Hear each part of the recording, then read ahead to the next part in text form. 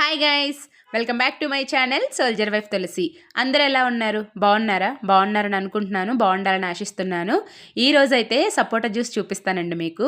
ఎందుకోసం అంటే మా వారికి క్రేవింగ్స్ వచ్చాయంట సపోటా జ్యూస్ పైన. సో మార్కెట్లో సపోటాస్ తెచ్చుకొని సపోటా జ్యూస్ అయితే చేస్తున్నారు.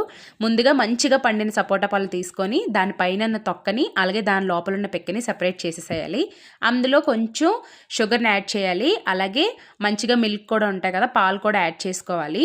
పాలు యాడ్ చేసుకున్న తర్వాత మెత్తగా దాన్ని మిక్స్ చేయాలన్నమాట, మిక్సీ పట్టాలి. సో మీకు పలచగా తాగాలనుకుంటే కొంచెం ఎక్స్ట్రా పాలు యాడ్ చేసుకోండి, కొంచెం చిక్కగా తాగే వాళ్ళు కొంచెం పాలు యాడ్ చేసుకోండి. అంతే, చాలా ఈజీ ప్రాసెస్. రెడీ అయిపోయిందండి సపోటా జ్యూస్ అయితే. అలా రెడీ అయిపోయిన సపోటా జ్యూస్ని ఒక గ్లాసులోకి తీసుకొని సర్వ్ చేసుకోవడమే. ఇప్పుడు టేస్టింగ్ టైం అనమాట. చూడండి, తను చేసిన జ్యూస్ని తనే 5 స్టార్ రేటింగ్ ఇచ్చుకుంటున్నాడు టేస్ట్ చేసిన తర్వాత. సో నేను కూడా టేస్ట్ చేశాను. జ్యూస్ అయితే చాలా బాగా వచ్చింది. మీరు కూడా ఇంట్లో ట్రై చేయండి.